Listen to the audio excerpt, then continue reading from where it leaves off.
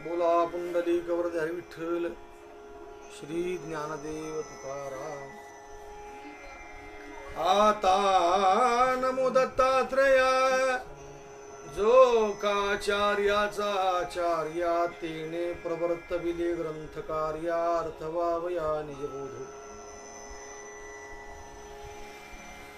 शांती ब्रह्म श्री संत एकनाथ महाराज यांच्या या पेजवर नाथ महाराजांच्या कृपेनं श्री गुरु हरिभक्त परायण योगीराज महाराज गोसावी पैठणकर आणि सन्मित्र बरे खरमाळे महाराज यांच्या माध्यमातून नाथ महाराजांची काहीतरी वाङ्मयीन सेवा करावी असा मानस धरून या ठिकाणी बसलेलो आहे।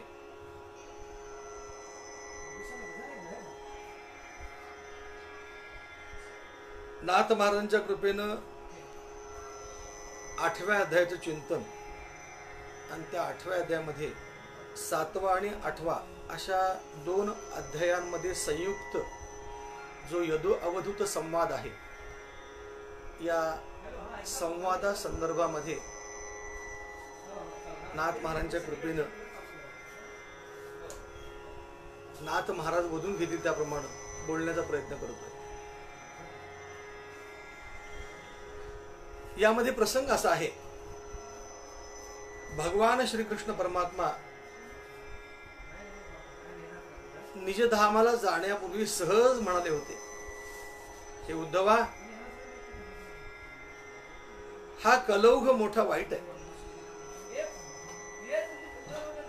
तर तू माझ्या बरोबर यावास असं मला वाटतंय। यामध्ये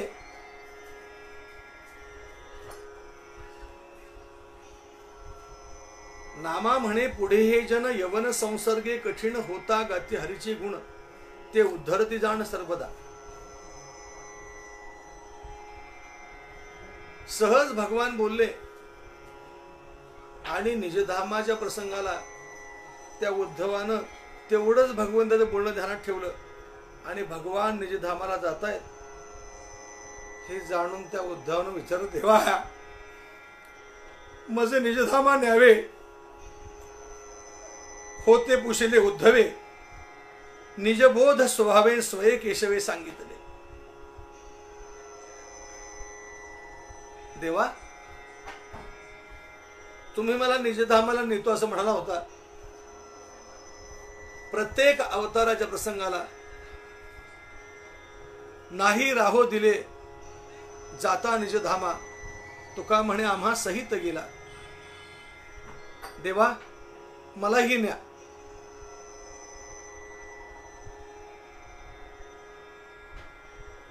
त्या प्रसंगामध्ये भक्तराज उद्धवाच्या निमित्तानं हे जग अनासक्त व्हावं याकरता भगवंताने काही अनासक्तीचे उपाय सांगितले। हे उद्धवा,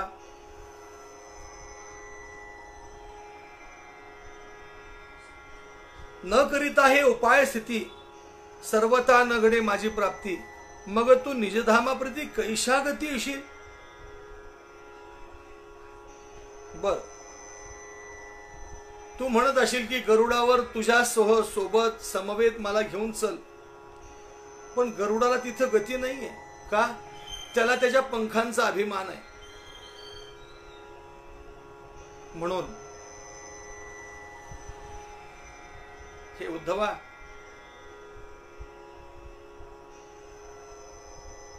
सर्वांविषयी अनासक्त हो आणि अनासक्त होऊन तू मात्र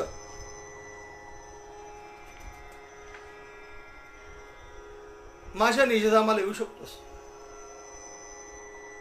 उद्धव म्हणतो, देवा त्या गरुडाला गती नसेल, मला तुझ्या खांद्यावर घेऊन चल। भगवान म्हणतात, अरे मी निराकार आहे, मी निर्गुण आहे आणि तू मला काय म्हणतोयस? भक्तराज उद्धवाची भगवंतांनी निजधामाला जाण्याची जय्यत, ज्याला स्वतयारी म्हणतात, स्वतःला उद्धवाला काय बाबतीत तयार केलं याकरता हा यदु अवधूत संवाद आहे. हा यदु राजा कोण, अवधूत कोण असं तुम्ही म्हणाल तर नाथ महाराजांनी आपली गुरुपरंपरा सांगत असताना जो निर्गुण निराभास, जेथून उद्भव शबल ब्रह्मास, आदी नारायण म्हणती जास तो सर्वास आदिगुरु, तयाचा ब्रह्मा अनुग्रहित, ब्रह्मा अत्रीस उपदेशित, अत्री पाद प्रसादित श्री अवधूत दत्तात्रय.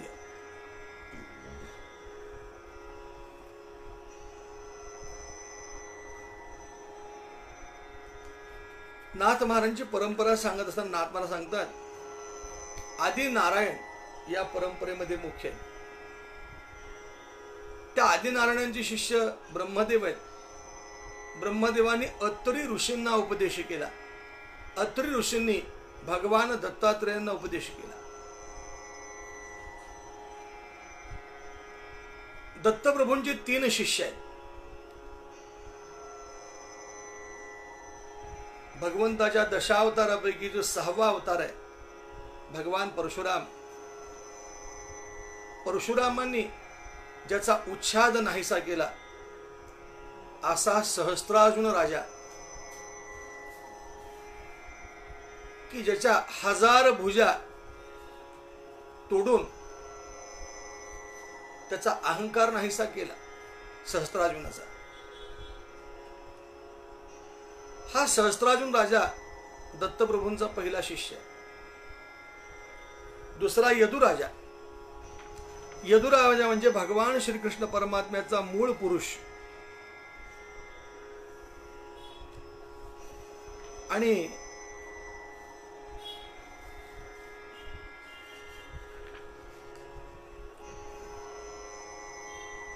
या यदुराजाने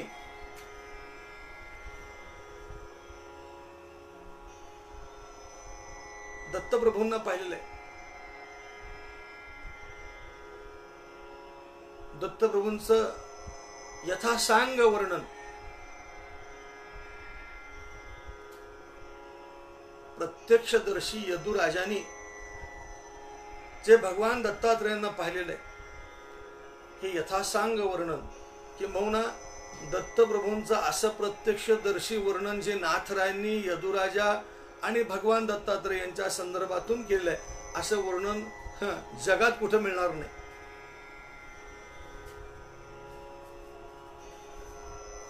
दत्तात्रेय परंपरेतलेच नाथ महाराज आहेत. दत्तात्रेय परंपरा सहस्त्रार्जुन यदु दुसरा, जनार्दन शिष्य तिसरा, केला खरा कलियुगी. पुन्हा जनार्दन स्वामींचे 3 शिष्य.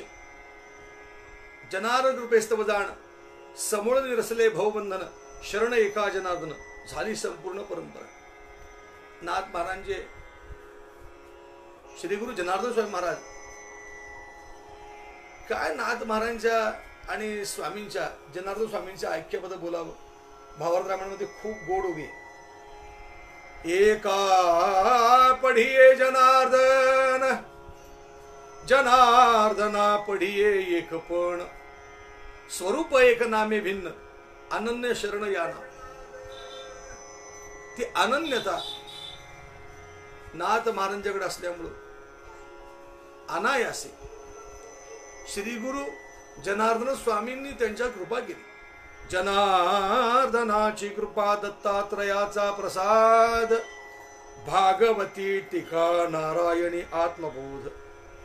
भागवतावर 11 स्कंदावर टीका करण्याकरता प्रामुख्यानं जनार्दन स्वामी महाराजांनी श्री गुरु नाथरायांना ही गोष्ट सांगितली.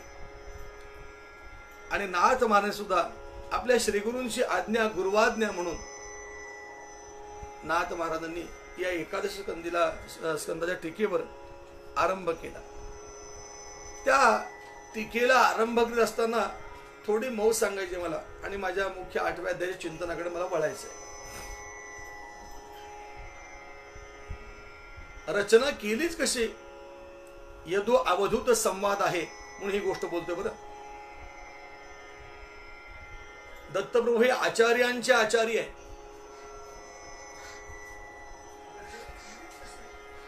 जनार्दन स्वामींनी आज्ञा केली पण प्रवृत्त केलं दत्तप्रभूंनी. तेने प्रवर्तविले ग्रंथकार्या अर्थवा वया निजबोध. नाथ महाराजांनी भागवतामध्ये नमूद केले शब्दाची जडढगडण कशी असावी, शब्दाची मांडणी कशी करावी. नुसता शब्द नसून शब्द अर्थपूर्ण असावा, अर्थपूर्ण असून त्यात लालित्य साहित्य असावं. तो शब्दात दावी तू अर्थो अर्थे प्रकाशवितू मग वक्ते पणाची मातू स्वये वदवितू यथार्थ. हो, शब्द कसे वापरावेत, शब्दाती दावितू. नुसता शब्द उपयोग नाही, शब्दाला अर्थता असली पाहिजे, तो अर्थपूर्ण असला पाहिजे. अर्थो अर्थे प्रकाशवितू. मग त्या शब्दाचा उच्चार करण्याकरता जे वक्तृत्व वक्त्याकडे पाहिजे तेही कसं असावं हेही त्यांनी सांगितलं. मग वक्तेपणाची मातू स्वये वदवितू यथार्थ. नाथराय सांगतात, यातलं गमक सांगतो तुम्हाला. तो म्हणे श्री भागवत हे भगवंताचे हृदगद त्यासीच होय प्राप्त ज्याचे निरंतर चित्त भगवंती. हो, भागवताचा आनंद खरा कोणाला मिळेल हो असं कुणीतरी म्हणेल तर नाथ महाराजांची ही ओळी हृदयावर कोरावी. ही जर ओळी हृदयावर कोरली ना त्याला कलीची बाधा कधीच होणार नाही. तो म्हणे श्री भागवत काय, हे भगवंताचं हृदगद आहे. नाथ महाराजांनी भागवताचे अनेक नाव ठेवले, त्यातलं हे भगवंताचं हृदगद हे एक नाव आहे. ग्रंथ कौस्तुभ हे एक नाव आहे की जे कंठी कौस्तुभमणी विराजित. भगवंताने आपल्या कंठामध्ये हा 11 स्कंद नाथ महाराजांना धारण केलेला आहे. याला ग्रंथ कौस्तुभ असंही म्हणतात.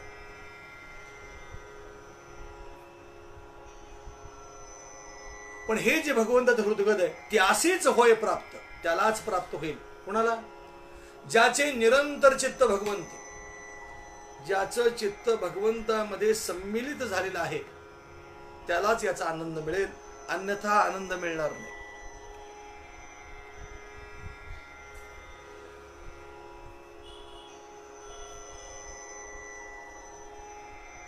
या ठिकाणी दत्तप्रभूंचं वर्णन केलेलं आहे. यदुराजानं अवधूत या पदावर इतकं काही सुंदर मार्मिक नाथ महाराजांनी या ठिकाणी ओव्या सांगितलेल्या आहेत. खूप गोड अशा ओव्या सांगितलेल्या आहेत. या तू तत्ववेत्ता ब्राह्मण निजानंदे परिपूर्ण त्या आनंदाचे कारण विशद करून सांगावे. त्या ठिकाणी वास्तवात जर विचार केला, भगवान श्रीकृष्ण परमात्मा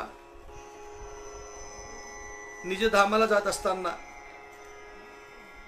उद्धवाने जो हट्ट केला की देवा मला तुम्ही निजधामाला घेऊन चला, कारण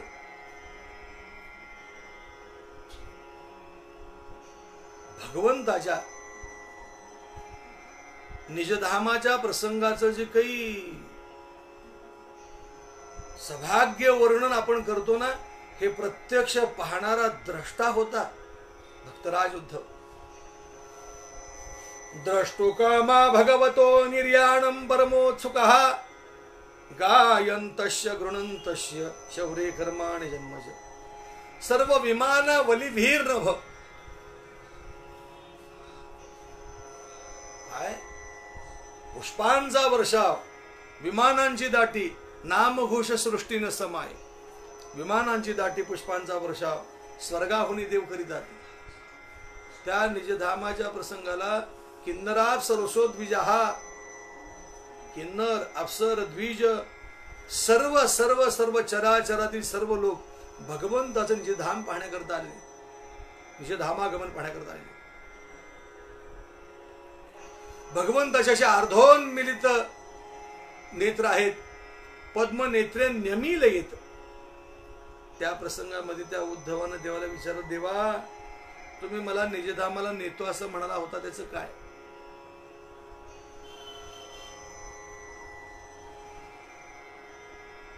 येवोनी नरदेहा प्रति कर्त्याची गवेषणा जे करीती तो मी ईश्वर त्रिजगती उपस्थिती संहर्ता. बुद्धी युक्ती विवेक करणे ते जडे प्रकाशपणे त्याचाही मी प्रकाशको म्हणे येणे लक्षणी लक्षिती. पुष्कळ पुष्कळ भगवं सांगितलं आणि या सर्वांचा इतिहास येची विखीचा इतिहास जाण तुझं मी सांगेन पुरातन यदो अवधूत संवाद लक्षण ज्ञान साधन साधका.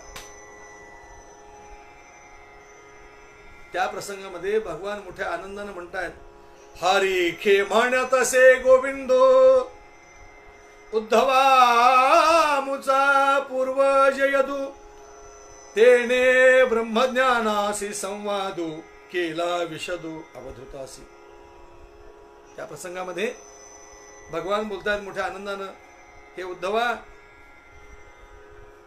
आमुचा म्हणजे तुझा आणि माझा पूर्वज असणारा यदुराजा, त्याने जो काही ब्रह्मज्ञानाचा संवाद केला भगवान दत्तात्रेयांशी अवधूताशी, तो विशद केला संवाद. राजा यदु म्हणसी कैसा क्षात्र सृष्टीचा सूर्यो जैसा राजा चंद्राच्या प्रकाशा निज तेजवशालू. यदुराजाचं वर्णन या ठिकाणी नाथरांनी केले आणि त्या यदुराजानं गुरु महाराजांच्याकडून अवधूताकडून गुरूंची लक्षणं ऐकत असताना जी सायुज्यता मुक्ती त्याच्या हाताला आली ती पुरातन कथा त्या प्रसंगामध्ये भगवंतानी भक्तराज युद्धा सांगितले. आणि तो प्रसंग सांगत असताना इतकं मार्मिक वर्णन मगाशी मी बोलून गेलो.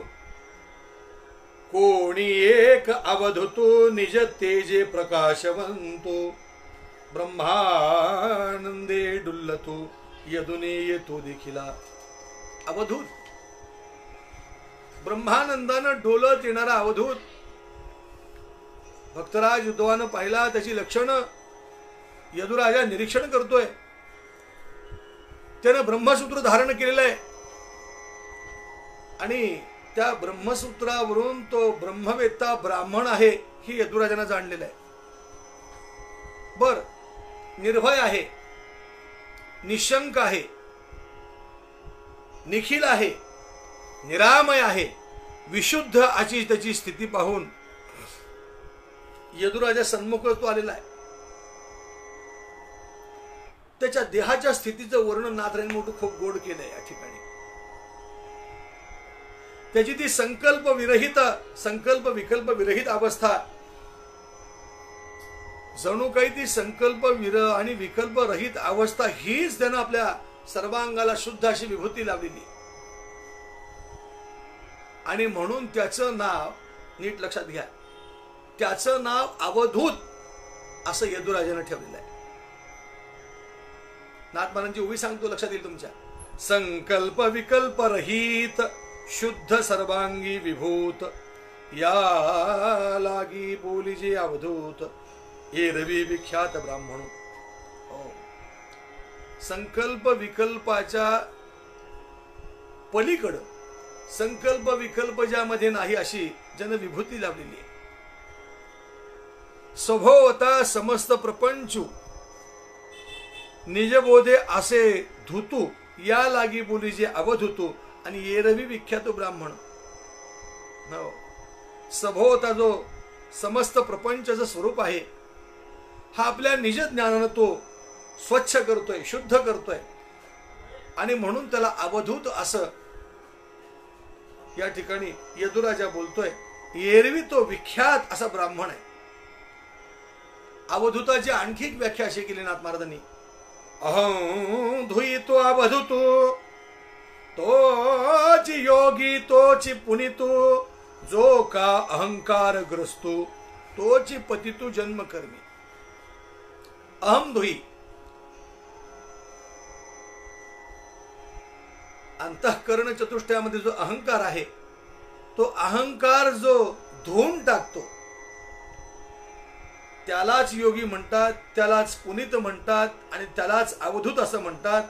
पण जो अहंकारनं ग्रस्त झालाय ना, तो पतित आहे, जन्म कर्मामध्ये पचलेला असं म्हणावं लागेल. बर, त्याचं वर्णन करताना नाथ महाराज सांगतात, आणखी बरीच लक्षणं आहेत त्याची. परम तारुण्यानं तो असा टवटवलेला आहे, निजबोधाची सत्ता जवळ आहे, तत्वार्थानं त्यानं द्वैत जिंकलेलं आहे आणि त्यामुळं तो निशंक विचरण करतो आहे. कशाचंही त्याला भय नाही. भय लज्जा शंका टाकील अशा सर्व लक्षणांचा निर्धार यदुराजा करतोय. हा अवधूत निजबोधानं पुरता आहे आणि हे पाहून यदुराजाच्या मनामध्ये विनम्रता उपजली. फार मोठी श्रद्धा निर्माण झाली आणि साष्टांग प्रणिपात केला. अतिनम्र श्रद्धायुक्त अंतःकरणानं हात जोडून प्रसन्न चित्तरायानं ठेवून त्याची शरणागती केली आणि काही प्रश्न केला. हे स्वामी अवधूता, तुझी अपूर्व बुद्धी आहे. तुझ्या ठिकाणी मी जे पाहतो आहे, जे नलभे यमनियमी आणि कर्मधर्मी आचरता, अनेक प्रकारचे साधन करून जे साध्य होणार नाही, हे सहज तुम्हाला प्राप्त असं मला वाटतंय. आपण सर्वांगी कुशल दिसत आहात, परी काही न करून निश्चळ आणि अकर्तात्म बोधी तू केवळ ऐसे बाळ आहे. तू बाबा, मला एक विचार असं वाटतं आपल्याला, तू बाला ऐसा वर्तसी, परी बाल बुद्धी नाही तुझ पाशी, सर्वज्ञ सर्वथा होसी ऐसे आम्हाशी दिसत असे. तुमचं विचरण एखाद्या लहान बाळाप्रमाणे आहे, पण तुमच्या ठिकाणी बालबुद्धी नाहीये. आपण सर्वज्ञ आहात. इथून येथून या लोकासी, पावोन या नरदेहासी, सार्थकता तुझ्या ऐसी आणि कपाशी न देखो. तो का म्हणे जन्म आल्याचे सार्थक ज्याला म्हणतात, ते सार्थक मी बरेच संन्यासी पाहिले, बरेच महात्मा पाहिले, पण जे तुझ्याकडे आहे ते काही आगळं वेगळंच आहे. मला प्रायशः या लोकी धर्म अर्थ काम कामुक येची विखी ज्ञान देखील आवश्यक करीत आती. या मृत्यू लोकामध्ये धर्म अर्थ सगळं काम आणि कामुक याविषयीच लोक प्रामुख्यानं त्याचं ज्ञान लोकांना आहे.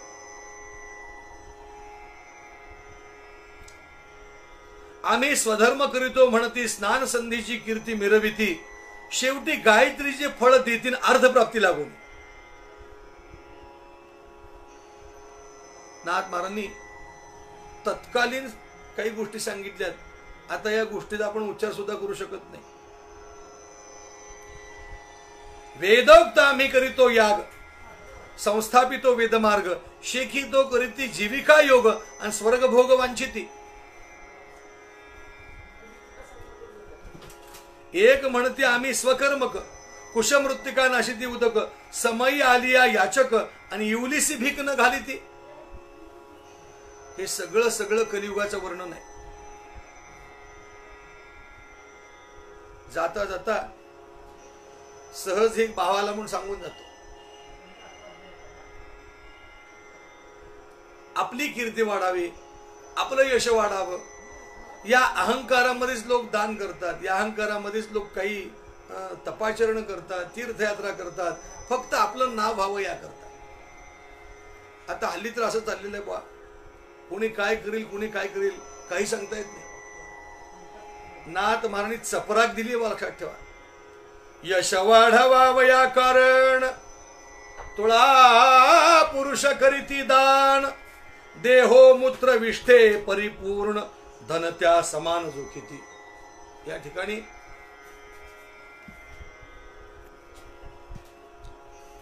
ध्यानात आहे माझ्या.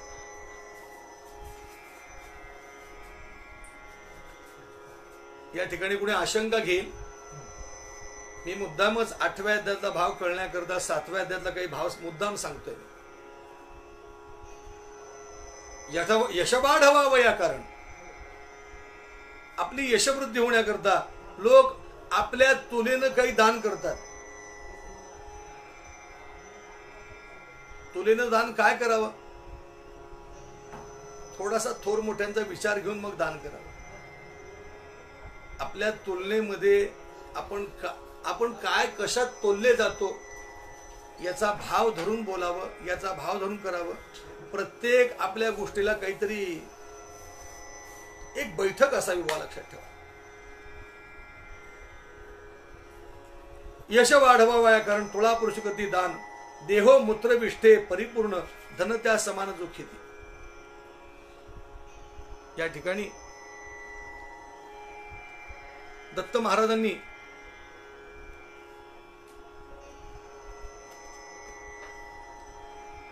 ही स्थिती सगळी मला येण्याकरता काय कारण घडलं हे सगळं वर्णन त्या यदुराजानं केलेलं दत्त महाराजांनी ऐकलं. आणि ऐकून ऐसे पाहता सावकाशी गुरुत्व आले जगासी, हेची साधन जयापाशी तोची परमार्थाशी साधको. ऐसे सांगता अचाट तुझं वाटेल हे कचाट, तरी गुरु सांगो श्रेष्ठ आणि मानिले वरिष्ठ निज बुद्धी. ऐक म्हणले, गुरु सांगे ना शेष संख्या प्रमाण 24, त्याची नावे तू परीस सावकाश सांगेन. या ठिकाणी आता महाराज अवधूत बोलतायत. हे यदुराजा, पृथ्वी, वायू, आकाश, अग्नी, आप, सितांश, 7वा जो चंडांश आणि कपोता परिस 8वा, हे 8 याच्याबद्दलचं चिंतन कालच्या विषयामध्ये होऊन गेलेलं आहे. 7वा दिवस श्रावण शुद्ध सप्तमी, आज 8वा दिवस अष्टमी, 8वा अध्याय. या 8व्या अध्यायामध्ये प्रामुख्यानं अजगर सिंधू पतंग मधुमक्षिका गज भृंग हरिण मीन वेश्या सांग नावे सुभग पिंगला. हे असे अजगर, सिंधू म्हणजे समुद्र, पतंग मधुमक्षिका म्हणजे मधमाशी, गज म्हणजे हत्ती, भृंग म्हणजे भुंगा, हरिण, मीन आणि पिंगला वेश्या हा विषय प्रामुख्यानं आज आहे. उद्याच्या विषयामध्ये टिटवी आणि लेकरू, कुमारी आणि शरकारू, सर्प कातणी पेशस करू, इतुकेन गुरु 24. हे जवळजवळ पावा वया तत्व 25, 24 गुरुसी उपासावे, विवेक युक्ती सोहावे आणि गुरु भाजावे निज बुद्धी. हे 25वं तत्व. 25वं तत्व कुठलं? तो हा देवाधिदेव परवा, पांडुरंग सदाशिवाचा निज ठेवा, बाप रखोमा देवी ओरू 25वा, 24 मूर्ती वेगळा. हे 25वं तत्व प्राप्त होण्याकरता हो या ठिकाणी नाथ महाराज सांगतात, या 24 गुरूंची उपासना करणं, त्यांचं अवपासन करणं आणि विवेक युक्ती स्वभावानं करणं आणि निज बुद्धीनं त्या गुरूंचं भजस सेवायाम या बुद्धीनं भजन करणं हे महत्वाचं आहे. त्यामध्ये प्रामुख्यानं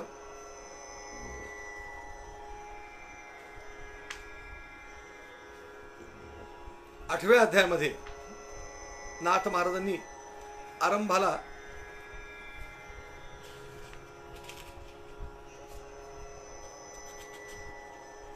श्री गुरु जनार्दन स्वामींचं ज्योतिषी स्वरूप असं नमन केलेलं आहे.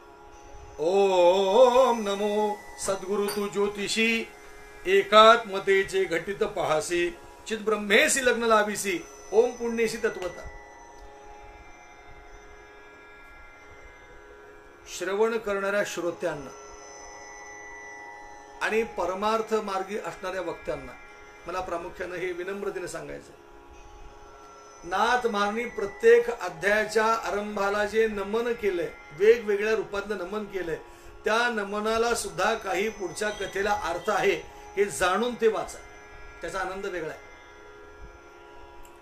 सद्गुरूपी ज्योतिषी असंच का नमन या ठिकाणी केलंय असं कोणी म्हणेल तर वधूवरा लग्न लाभिती, जे देखिले असे बहुती, पण आपुली आपणा लग्न प्राप्ती, हे अलक्ष गती गुरुराया. आपलंच आपल्याशी लग्न लावलं. आता लग्न हा शब्द थोडासा ज्याला आपण सुटसुटीत करू, लग्न असं न म्हणता लगन असं म्हणू. लगन म्हणजे ध्यान, लगन म्हणजे ध्यास, लगन म्हणजे सातत्यानं तेच ते करणं.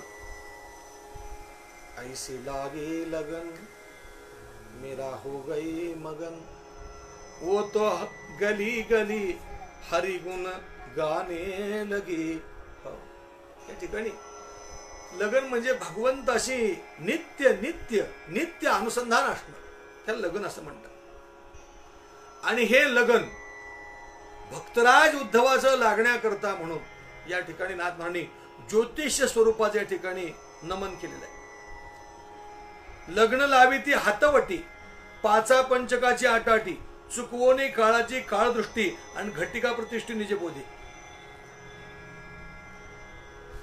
भक्तराज उद्धवाला त्याच्या चरितातून याचं असं आचरण कर, ही तुला जी इंद्रिय मी दिलेली आहे, या इंद्रियांचा 5 ज्ञानेंद्रिय, 5 कर्मेंद्रिय, मन, हे सगळं एक मुखानं माझ्याकडे लाव, म्हणजे माझ्या निजधामाला यायला तुला दुसरा काही उपाय करायची गरज पडणार नाही, हे सांगण्याकरता हे लगन लावून दिलेलं आहे.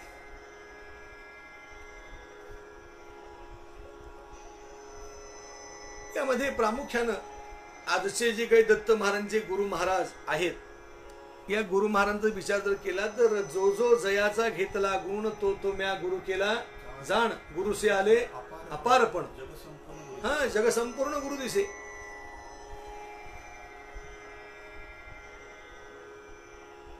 गुणग्राहकता असावी, समोरच्याचा सद्गुण घ्यावा. ज्ञानोबा हे सांगतात ना, मंथोनी नमनिता तैसे हे अनंता, वाया व्यर्थ कथा सांडी मार्ग. जी वायाला जाणारी कथा आहे ती सोडून दे, जे व्यर्थ आहे ते सोडून दे,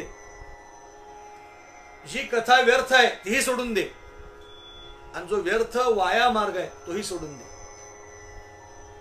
या ठिकाणी 7व्या अध्यायामध्ये मागील कथा संगती 7माध्यायाच्या अंती अवधूते यदुप्रती कथा कपोती सांगितली. कपोतापर्यंतची कथा आली. पृथ्वी आदि अंती चोखट कपोतापर्यंत गुरु 8 सांगितले अतिश्रेष्ठ, आणि गुरु वरिष्ठ निजबोधे. उरल्या गुरूंची स्थिती अवधूत सांगितली यदुप्रती, तेथे सावधान ठेवा चित्तवृत्ती, आणि श्रवणे स्थिती सत्तर बोधे. हो, नाथ महाराजांनी तुम्हा आम्हाला अशी आज्ञा केली बरं, सावधान ठेवा चित्तवृत्ती आणि श्रवणे स्थिती सत्तर बोधे.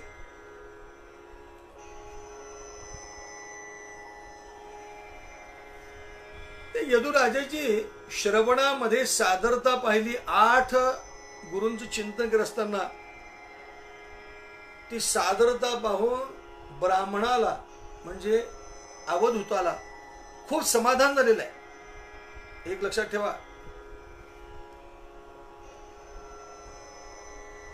कीर्तनामध्ये वक्त्याला किंवा प्रवचनामध्ये वक्त्याला फार मोठं समाधान कोणतं? जेव्हा श्रोता सादरतेनं ऐकतो तेव्हा फार मोठा लाभ येतो. आणि तो लाभ ज्याला मिळाला तो खरा वक्ता, तो खरा कीर्तनकार, तो खरा प्रवचनकार. श्रवणी सादरता यधुसी, देखोनी सुख झाले ब्रह्मया ब्राह्मणासी, आणि तेने सुखे निरूपणासी उल्हासीसी कृतसे. फार मोठा उल्हास भगवान अवधूतांच्या ठिकाणी झाला आणि ते बोलू लागले, राया ऐक, सावध हो. जे विषय सुखाचं सेवन आहे ते स्वर्गामध्ये नरकामध्ये समसमान आहे. जे उर्वशीपासून सुख इंद्राला आहे तेच एखाद्या सुकराला सुकरीपासून आहे. हे जाणून साधूजन त्या उभय भोगामध्ये आपलं मन घालत नाहीत, की ज्याप्रमाणे प्रेताला आलिंगन देव नाही त्याप्रमाणे साधू हे विषयाला आकळले जात नाहीत, आतळले जात नाहीत. किंवा जीत सापू धरावा हाती, हे प्राणी अशी नकोची चित्ती, ते बी विषयांची आसक्ती साधू न धरती सर्वथा. जिवंत साप हातामध्ये धरावा असं सर्वसामान्य लोकांना, सर्पमित्राची गोष्ट वेगळी, सर्वसामान्य लोकांना वाटेल का? वाटणार नाही. किंवा प्रार्थना करून कोणी दुःख बोलवेल का? जैसे न प्रार्थिता दुःख प्राणी पावता ती देख, तैसे न इच्छिता इंद्रिय सुख, आणि भोगवी आवश्यक अदृष्ट. हा, प्रार्थना न करता दुःख जसं आपोआप प्रत्येकाला प्राप्त होतो, तसं इंद्रिय सुख सुद्धा आपलं अदृष्ट जे ते अदृष्ट आपल्याला इंद्रिय सुख भोगवत.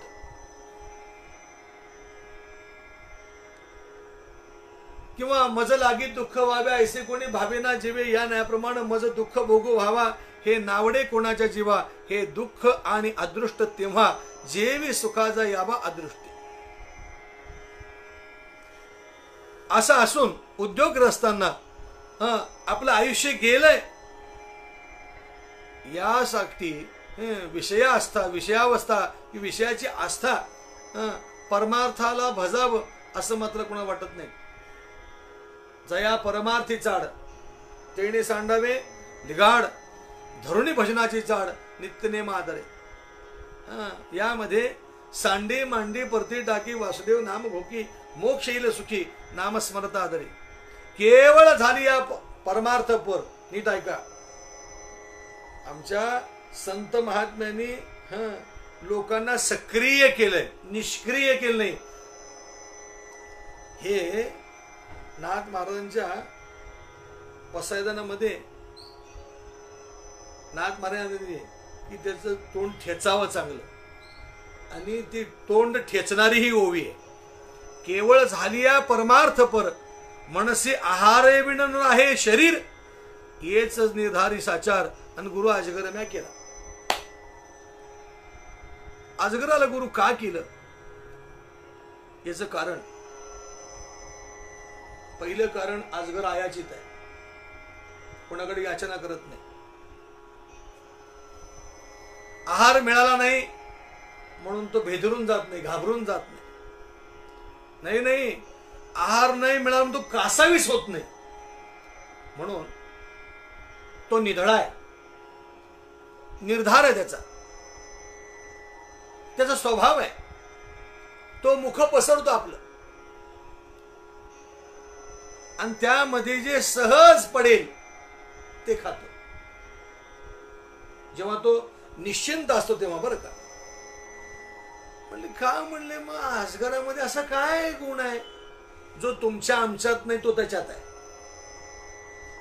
तुम्ही आम्ही खायला बसल्यानंतर आपल्याला रसास्वादनता, भाजी कशी झाली आहे, चटणी कशी झाली आहे, कोशिंबीर कशी झाली आहे, पक्वान्न गोड आहे का सप्पक आहे, हे आपण सगळं पाहतो. मग त्याला गुरु करण्याचं कारण काय? तर सरस निरस विचारू न करी, आणि आहार अंगीकारी संतोषी. खूप महत्वाची ओवी. या ओवीचा उत्तरार्ध नाथ मला सांगतात, हे सरस आहे किंवा निरस आहे याचा तो विचार करत नाही. जो काही आहार मला मिळालाय त्या आहाराचा अंगीकार मोठ्या संतोषानं तो करतो, म्हणून त्याला मी गुरु केलेला आहे.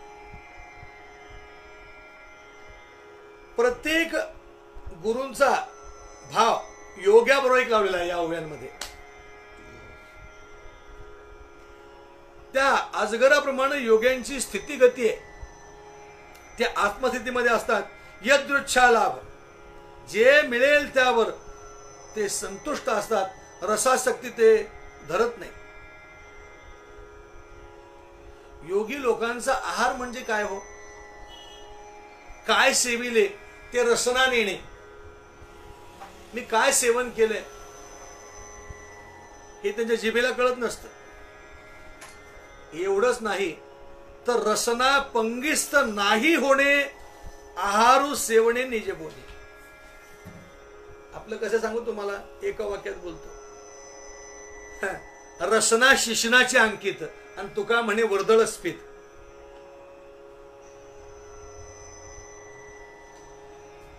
एका इंद्रियाला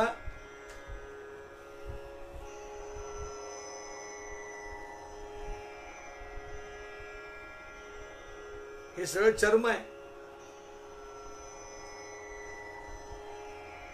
या चर्मात ती चर्म असणारीच रसना तिला बंदिस्त केलेली आहे. आणि उपस्थ इंद्रिय जे, या उपस्थ इंद्रियाला फार मोठी लज्जा म्हणून त्याला वस्त्र घातलेलं आहे.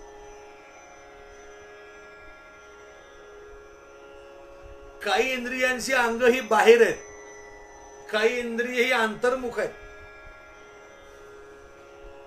पण ज्यानं सगळ्यात मोठं इंद्रिय म्हणजे रसना सांभाळली ना, त्याला सगळी इंद्रिय सांभाळता येतात. पण ज्यानं रसना सांभाळली नाही त्याला कुठलंच इंद्रिय सांभाळता येत नाही. या अजगरानं आपली रसना सांभाळलेली आहे, हा त्याचा गुण तेवढा घेतला आणि त्याला नाथमारांनी गुरु केले. किंवा तुकोबारांच्या जीवनातला आपण प्रसंग सांगतो. काय खातो आम्ही कासया सांगाते आणि कैसे हे लागते नेणोमुखी.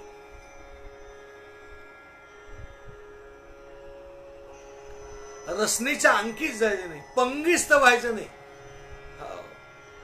आपण रसनेच्या अंकित आहे म्हणून रसना शिशनाचे अंकित आणि तुका म्हणे वर्दळ स्फीत.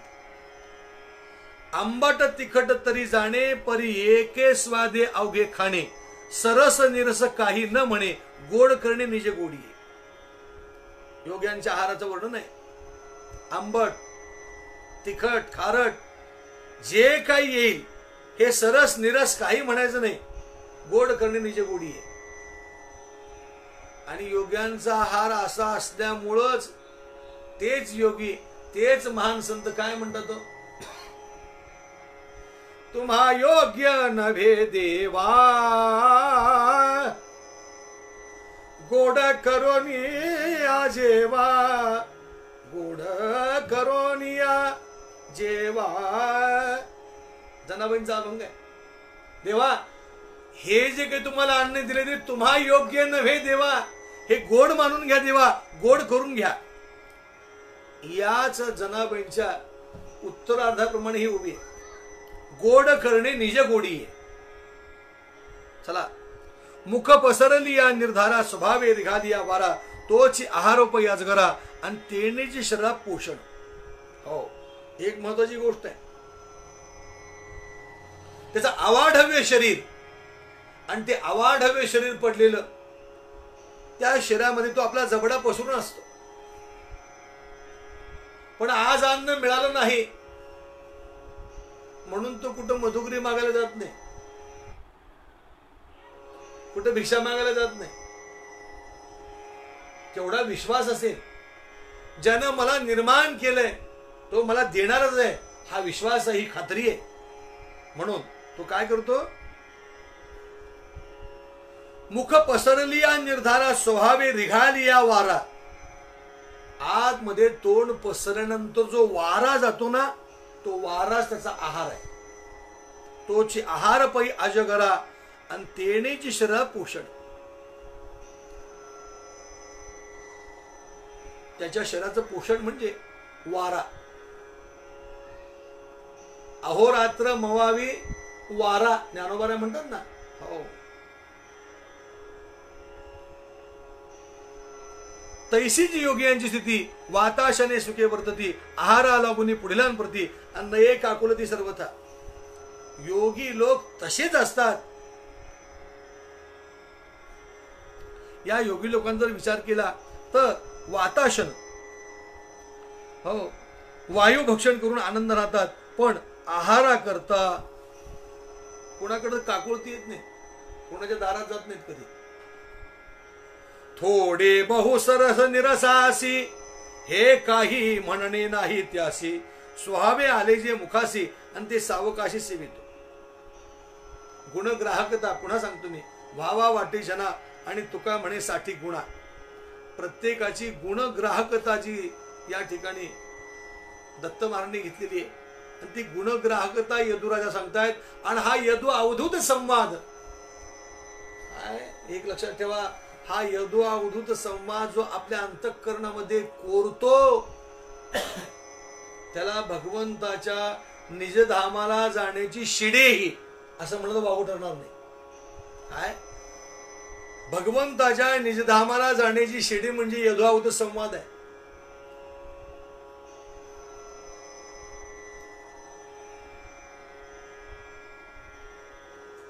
अजगराचा आणखी एक विशेष आहे. फार दिवस त्याला आहार जरी मिळाला नाही तरी तो अस्वस्थ होत नाही. आपल्या जागेवर तो लोळत पडलेला असतो. निद्रा नाही तयासी, परी निजे निजी अहर्निशी, बाह्य न करी उपायासी, भक्ष देहाची अदृष्टी. अदृष्टी असेल जे जे वेळे ते मिळेल तेने काळे, या लागी त्याचे ज्ञान न मिळे आणि धारणा न ढळे निजबोधे. त्या अजगरासारखी स्थिती योगाची असते. जे दैवयोगात प्रारब्धात जे जे ज्यावेळी जसं जसं प्राप्त होणार आहे ते प्राप्त होणारच आहे, या दृढ निश्चयानं त्याचं ज्ञान कधी मलिन होत नाही आणि आत्मस्वरूपापासून तो कधीही ढळत नाही. काय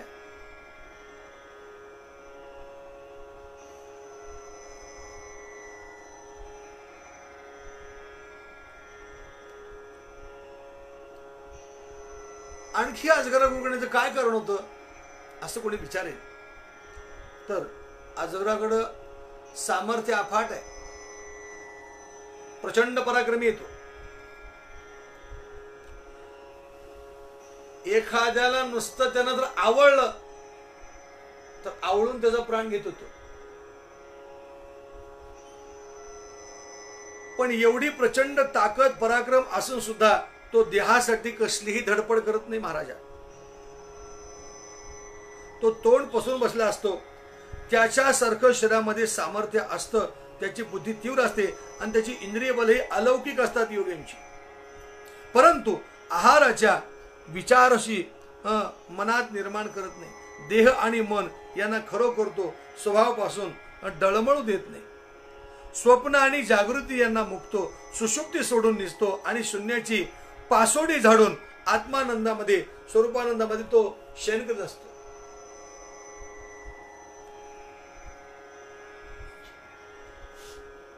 हे सगळे त्या अजगराचे गुण घेतले आणि त्या अजगराला अवधूतानं मनोमन गुरु मानलेले. 8व्या अध्यायातील हे पहिले गुरु सांगितले. 7व्या अध्यायामध्ये 8 झाले आणि 7व्या अध्यायापासून हे 9वे गुरु झाले. यानंतर समुद्र हा गुरु केलेला आहे. तो सदोदित सुप्रसन्न आहे, त्याकडे धीरगंभीरपणा आहे, परिपूर्णता आहे, निर्मळपणा आहे. समुद्र हा सदोदित सुप्रसन्न असतो. तसा योगीही सदोदित प्रसन्न वदन असतो. प्रसन्न वदनम ध्यायेत सर्व विघ्नोपशांते. हे जे पद आहे, प्रसन्न वदनम ध्यायेत सर्व विघ्नोपशांते, हेच पद जेव्हा यदुराजानं अवधूताला पाहिलं तेव्हा त्याचं प्रसन्न चित्त झालं, समाधान वाटलं. दर्शने प्रशस्ती पुण्य पुरुषः.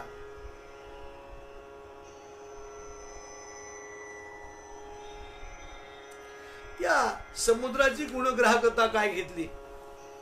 सर्व नद्यांचं जळ येऊन जरी समुद्राला गढूळ करत असलं तरी सुद्धा तो अति निर्मळ राहतो. त्याप्रमाणे योगीही अनेक प्रकारचे कर्मे करून अंतःकरण सदैव शुद्ध ठेवतो. समुद्र जसा जलानं गंभीर असतो त्याप्रमाणे योगीही आत्मज्ञानानं गंभीर असतो. सागर जसा आपली मर्यादा सोडत नाही त्याप्रमाणे योगीही गुरूंच्या आज्ञेचं उल्लंघन करीत नाही. भलत्या लोकांना समुद्रात शिरता येत नाही. महाराज लक्षात ठेवा. पाणी आणि लाटा यानं त्यांना बुडवून टाकतो त्याप्रमाणे तो शुद्ध भावनेनं योग्याजवळ येतो. त्याचा जन्म मृत्यू संसार तो बुडवून टाकतो. काय योग्याकडं योगी रूपी समुद्राकडे जो येतो त्याचा जन्म मरण रूपी संसारच योगी बुडवून टाकतो. समुद्रात शिरायचं कसं आणि परतायचं कसं हा मार्ग जो जाणतो तो समुद्रात आंघोळ करू शकतो. इतरांना तो समुद्र आपल्या अफाट लाटांनी मात्र कासावीस करून सोडतो. नाथराय सांगतात तशीच योग्याची संगती भलत्या सलत्या माणसाला होत नाही. ते आप भयानं आपोआपच भीत असतात. श्रद्धाळू तो सुलभ असतो. मोठा श्रीमंत असला तरी त्याला सागराचं उल्लंघन कोणत्याही उपायाने करता येत नाही. समुद्राची आणि योग्यांच्या लक्षणाची तुलनाग्रस्तांना योग्यामध्ये त्याहून अधिक विशेषपणा दिसून आला. ती योग्यांची थोरवी नाथ महाराजांनी सांगितली. समुद्राचं पाणी जे ते लाटांच्या खाली अतिशय चंचल असतं परंतु योगी आतून अतिशय शांत असतो. योगाच्या ठिकाणी चंचलता नाहीये. श्रांत योगी त्याच्या मनामध्ये कसल्याही प्रकारची तळमळ नसते. समुद्र हा वरच्यावर क्षुब्ध होतो परंतु योग्याला कधीही क्षोभ होत नाही. या ठिकाणी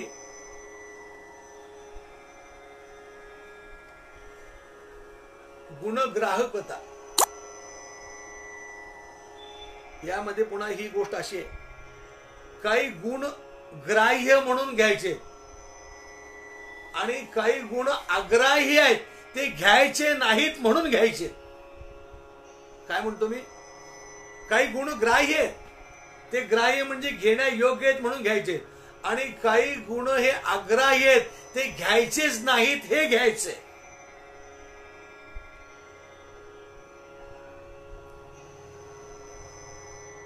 समुद्राला अमावास्या पौर्णिमेच्या पर्वकाळी भरती ओहोटी प्रकार असतो पण योगी हा आत्मानंदाने सदैव परिपूर्ण असतो. समुद्रास चंद्रामुळे भरती आणि ओहोटी असते पण योगी आत्मबोधामुळे सदैव सम असतो. त्या योगाकडे कधी विषमत्व येत नाही. म्हणजे समुद्राकडे समविषमत्व आहे. समत्व आणि विषमत्व आहे. हे समत्व विषमत्व घ्यायचं नाही हे गुण त्याने घेतले.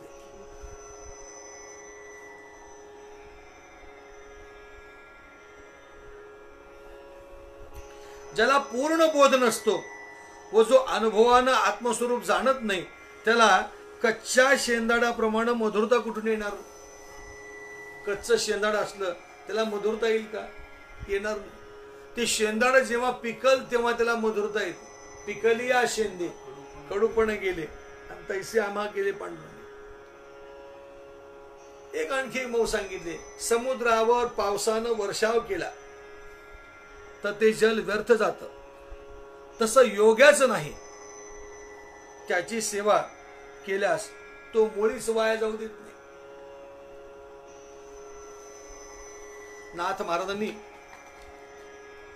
समुद्राला गुरु करण्याचं कारण अल्पही योगिया होय घेता तेने निवारी भवव्यथा या लागी मोक्ष सर्वथा आणि भगवत भक्ता भजावे.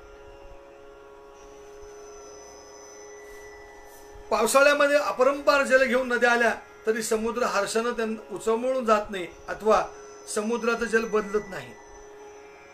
ग्रीष्म ऋतू आला म्हणजे नद्यांचे प्रवाह बंद होतात. त्या चिंतेने समुद्र सुकून जात नाही. त्याप्रमाणे योगाजवळ नाना प्रकारचं ऐश्वर्य चालवलं तरी तो त्याचा थोडाही अभिमान धरत नाही आणि यत्किंचित गर्वही धरत नाही. त्या ऐश्वर्य नाही झालं तरी त्याला खेद मानत नाही. तो सर्व काळ नारायणात्मक दृष्टीनं सुखानंदामध्ये नांदत असतो. योगी श्रीमंतीत असला तरी तो श्रीमंत आहे हा भाव त्याच्या मनाला कधी शिवत नाही आणि दारिद्र्य आला असता ते योग्याला ठाऊकच नसतं. महाराज असा आपण जर विचार केला तर योग्याची तुलना समुद्रावर केली तर समुद्रापेक्षा सुद्धा योगी कैक पटीने श्रेष्ठ आहे.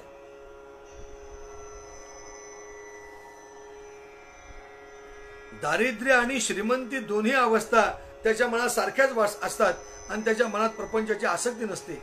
जो आत्मबोधानं खरोखर नारायण स्वरूप झाला असतो. या प्रपंचाचा पाश अत्यंत कठीण आहे. स्त्री संघ हे नाशाचं मूळ आहे. याविषयी मी पतंगाला उत्तम गुरु केलं ते ऐका. 8व्या अध्यायामध्ये 3रे गुरु आणि 7व्या अध्यायात धरून 8 आणि 3 11वे गुरु.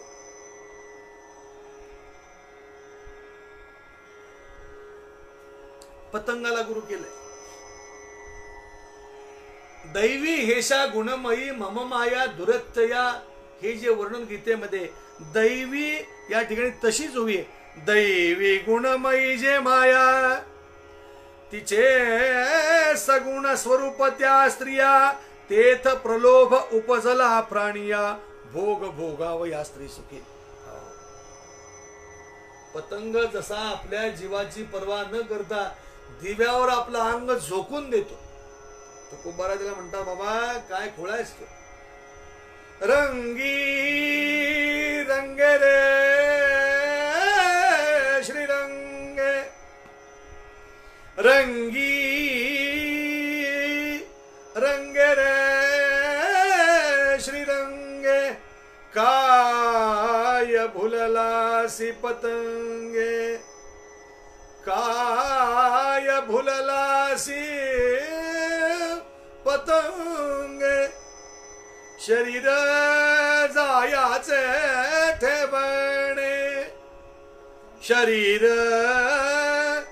जायाचे ठेवणे धरिशी अभिलाष झणे धरिशी अभिलाष झणे शरीर जायाचे ठेवणे शरीर जायाचे ठेवणे. या ठिकाणी नाथ महाराज सांगतात पतंगाला मी जे गुरु केलं ते कशामुळं. या ठिकाणी अग्राह्यता आहे. हे घ्यायचं नाही हे घ्यायचंय हे लक्षात घ्या.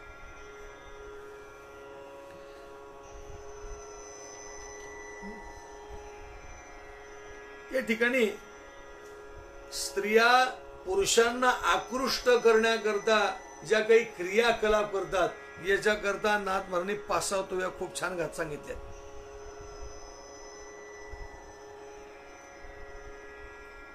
स्त्रियांचे हाव भाव विलास त्यांची वक्रदृष्टी त्यांचे कटाक्ष पुरुषांच्या धैर्यरूपी कवचाचा भेद करून त्यांच्या हृदय मंदिरात प्रवेश करतात. त्या भयंकर कटाक्ष प्रहारानं पुरुषाचं धैर्य जमीनदोस्त करून स्त्रीरूप पाशात अडकून भोगरूपी बंदिशाळीत जखडून जातात.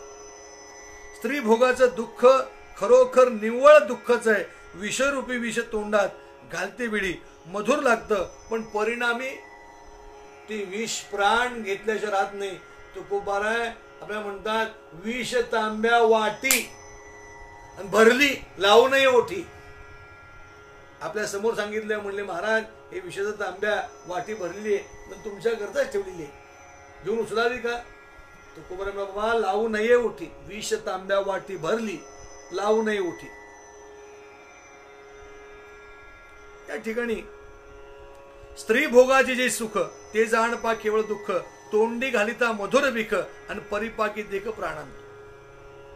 स्त्री भोगाचे जे सुख ते केवळ निव्वळ दुःख आहे आणि विषरूपी विष तोंडात घालते वेळी ते मधुर लागतं पण परिणामी मात्र ते प्राण घेतल्याशिवाय राहत नाही. किंबहुना दिव्याला आलिंगन देण्यामध्ये पतंगाला सुख वाटत असतं पण त्याला बळच बिलगता क्षणी तो पतंग मृत्यूपंथाला जातो. दीपाची या अंग संगा कोण सुख आहे पतंगा बळे आलिंगू जाता पैगा आणि मरण मार्गा लागले.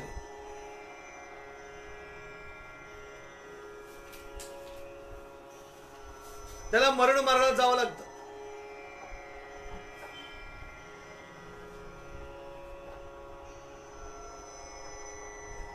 किंवा नाथ महाराजांनी आणखी मध्ये सांगतो मला, या संपूर्ण 7व्या आणि 8व्या अध्यायाचं सार, नवे हो, 7वा अध्याय 8वा अध्याय राहू द्या, संपूर्ण भागवताचं सार म्हणजे 42 आहे चिरंजीव पद. का जे विषय 5 आहे ती ते अवश्य साधका नाडिती, म्हणून लागो नेदी प्रीती ऐक त्यांची ठाई पा. त्या विषया ठिकाणी तू प्रेम लावू नकोस. बर, एक पतंग मेला हो. पतंग म्हणजे कीटक दिव्याभोवती फिरणारा.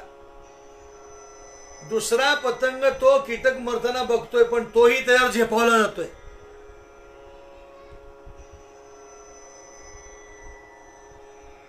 हे नाथ महाराजांनी त्या पतंगाचं कीटकाचं रूप केलंय. ती खरे किडे आपणच आहेत, लक्षात ठेवा. विषयातले किडे आहेत आपण. कैक लोक आपल्या समोर विषयाने मेले, आपण सावध झालो का? एक पाहत सा एकाची दहने, सावध त्या गुणे,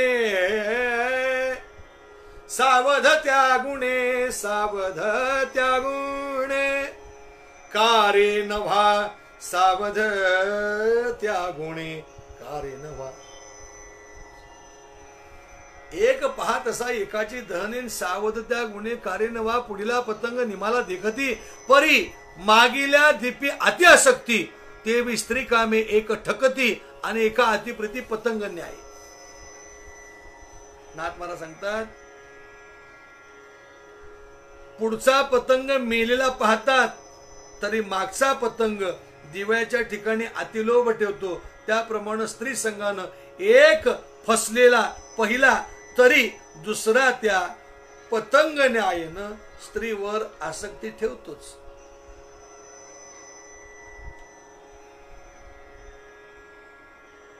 ते विवेकहीन मूर्खा, लोलुप्य उपजे स्त्री सुखा, तत्संगे मरण लोका. न चुके देखा सर्वथा, दीप रूपाचे ने कोडे, पतंग जळून स्नेही बुडे, तेवी स्त्री संगे अवश्य घडे, आणि पतन रोकडे अंधतमी. नाथ महाराज सांगतात, दिव्याच्या रूपाला भुलून पतंग जळून तेलात बुडतो, त्याप्रमाणे स्त्रियांच्या संगतीनं निश्चयपूर्वक अंधतम नावाच्या नरकात पतन पडतच बा. जाऊ द्याव. नाथ महाराज म्हणतात, पतंग जळोनी स्नेही बुडे. स्नेही म्हणजे तेलात बुडतो. अहो, तेलात बुडायचं नाही हो. आपल्या लाईटला किडे व्हायला मग आपण काय करतो, गोड तेल एखाद्या कागदामध्ये आपण तेल लावतो त्या कागदाला, आणि तो कागद त्या लाईटच्या कांडीजवळ चिटकवतो. तो कांडीजवळ चिटकवल्यानंतर खाव, तिथे काही तेलाचं सरोवर आहे का? नाही नाही नाही, नुसत्या कागदाला लागलेले तेल आहे. त्या तेलाला याचे पंख चिटकले, तो मेलाच. मरण अचूक आहे. तेवी स्त्री संगे अवश्य घडे, आणि पतन रोकडे अंधतमी. स्त्री संघाविषयी नाथ महाराजांनी या ठिकाणी सांगितलेलं आहे.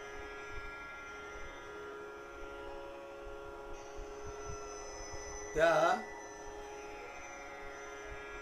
चिरंजीव पदामध्ये सांगितलंय, स्त्रिया सांडून जावे की स्त्रियांना सोडून द्यावं का? नाही नाही नाही, अशाही काही आत्मोद्धार करणाऱ्या स्त्रिया आहेत ना.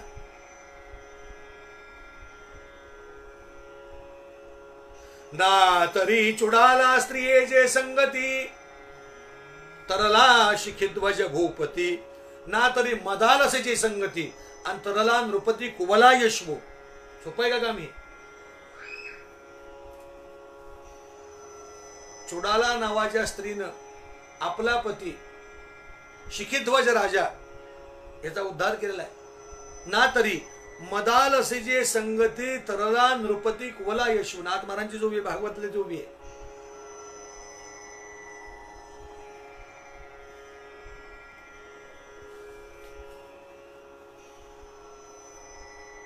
पहा पा कांता आणि सोने, वस्त्रे आभरणे रत्ने, मायेने रचली पडणे आणि पतना करणे जनांच्या.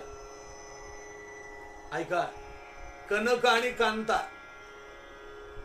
कनक आणि कांता दोन्हीची राशी एकच आहे बरं, आणि दोन्ही घातक आहेत. वस्त्र आभरण, केवळ आपलं पतन व्हावं म्हणून देवानंही निर्माण केलं. सोनं, स्त्री, वस्त्र, आभरण, रत्न, जे पैसे देऊन ज्याची महागाई जास्त आहे, हे सगळं आपल्याला पतनाकडे नेणार हे लक्षात घ्या. मी सांगत नाही, नाथ महाराज सांगताय.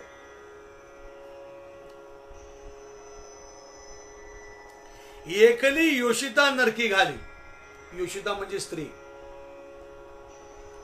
स्त्रीला योषिता असं म्हटलेलं आहे. स्त्रीला प्रमदा असं म्हटलेलं आहे. जिच्या पाहण्यानं, जी आली हे ऐकण्यानं, जिच्या स्पर्शानं, जिची येण्याची चाहूल लागल्यानं मनुष्याच्याकडून प्रमाद म्हणजे पाप घडतं, म्हणजे तिला प्रमादी म्हटलेलं आहे, प्रमदा म्हटलेलं आहे. किंवा नाथ महाराजांची ओळी पहा रामायणातली. तो प्रमदामध्ये वेधवून नगरा नावा छळून. हो, प्रमदा म्हणजे अप्सरा. खूप गोड चिंतन आहे बा. थोडस विषयांत करून बोलतो मी, पण मला बोलावून बोलतो. देवानं हा कोरोना रोग आणण्याच्या ऐवजी असा रोग आणा पाहिजे होता की लोक ग्रंथ सोडून राहिले, चिंतन सोडून राहिले की मरण यावं, असा रोग आणावा. आज नाथ महाराजांचं भागवत नाही वाचलं, रामायणाच्या ओव्या नाही वाचल्या की जीव असा कासावीस कासावीस कासावीस. ऑक्सिजन विना कशी माणसं होते ना, तसं व्हावं. आणि तसं जे जगणं आहे, त्या जगण्याला खरोखर ग्रंथ जीवन असं म्हणतात. हे जीवन जगावं.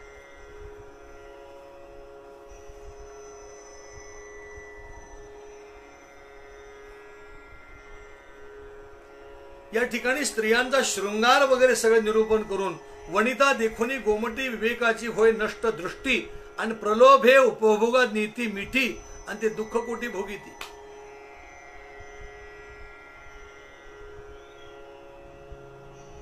वनिता म्हणजे वनात सापडणारी.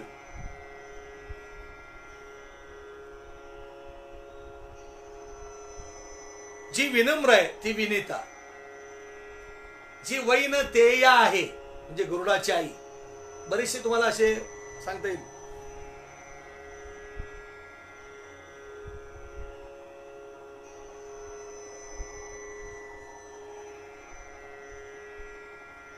या सगळ्या ओव्यांचा एक सार तुम्हाला ओवी सांगतो आणि पुढे जातो. भगवत भक्तांवर भगवंताची किती मोठी अनुकंपा आहे. नीट ऐका. त्या स्त्रिया काजळ लावतात, कुंकू लावतात, अलंकार करतात, विचित्र पाटांबर म्हणजे वस्त्र नेसतात. पुष्कळ सगळे त्यांच्याकडे लोकांना आकर्षित करण्याचे उपाय असतात स्त्रियांकडे. भगवान बोलतात, लोकांनी भुलावं, माझ्याकडे येऊ नये म्हणून प्रतिबंधात्मक कारवाई मी केलेली. माया अजितेंद्रिया बाधी, दासा सम्मुख नव्हे त्रिशुद्धी, आणि ज्याची अतिप्रीती गोविंदी, आणि त्याची कृपानिधी रक्षिता. आता नीट ऐका, काय नाथ महाराज शब्द आहेत.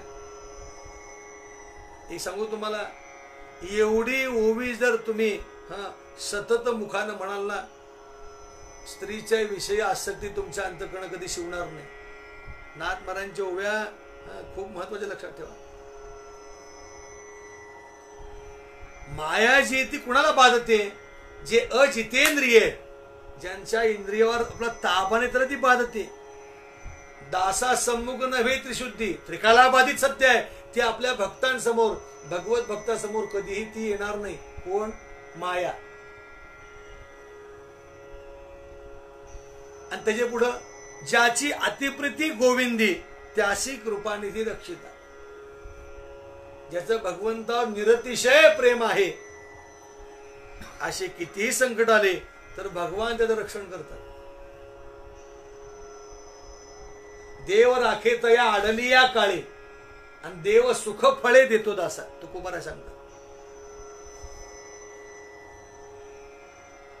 पुष्कळसं बोलता येईल आणखी तुम्हाला.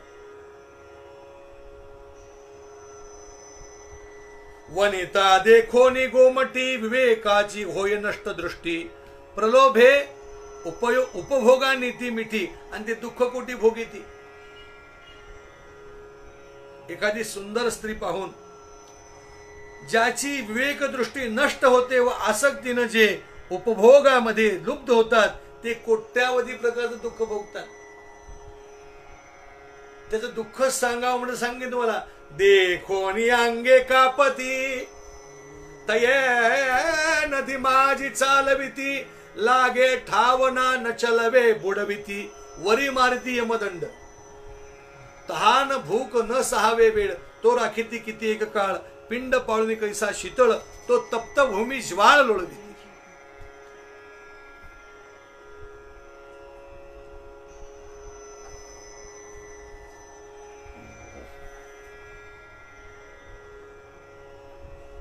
एवं योशिता रूपे माया उपभोग बुद्धी भुलवी प्राणिया. जे विमुख हरीच्या पाया, आणि त्यासीच माया भुलवितो. जे हरीच्या पायापासून विन्मुख आहेत त्यांनाच ती माया भुलवते. जी हरीच्या पाया सन्मुख आहेत त्यांना मात्र ती भुलवत नाही. बा मधुकरीचे निविंदाणे, मधुकर म्या गुरु केला जाणे. दुःख नेदिता कार्य साधणे, तिही लक्षणे परिसपा. हो, मधुकर म्हणजे भ्रमर. मी भोंग्याला गुरु केलं असं या ठिकाणी नाथ महाराज दत्त महाराजांचा संवाद यदुराजावरचा बोलतायत. भ्रमोरी घोनी पुष्पामध्ये, फूल तरी कुचुंबो नेदी. आपुली करी अर्थसिद्धी, चोखट बुद्धी भ्रमराची. नाथ महाराज सांगतात, भ्रमर भुंगा हा फुलात शिरतो, पण ते फूल सुरगाळीत नाही बुवा, अलगद त्यावर बसतो आणि आपलं कार्य तो साधतो. भ्रमराची अशी सद्बुद्धी असते. तशाच प्रकारची योग्याची बुद्धी आहे. तो घरोघर हिंडून थोडी भिक्षा मागून आपला उदरनिर्वाह करतो, गृहस्थांना त्रास देत नाही.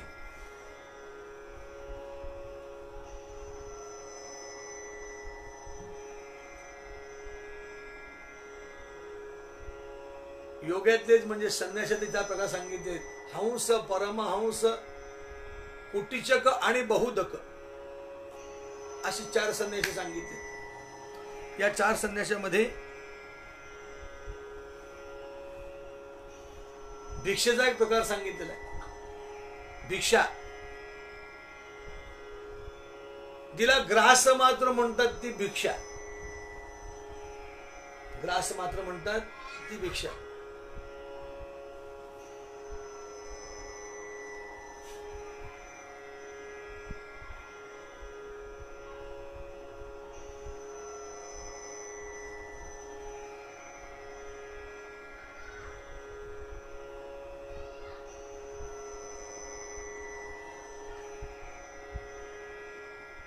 योगीची बरोबरी या भ्रमराबरोबर केलेली आहे.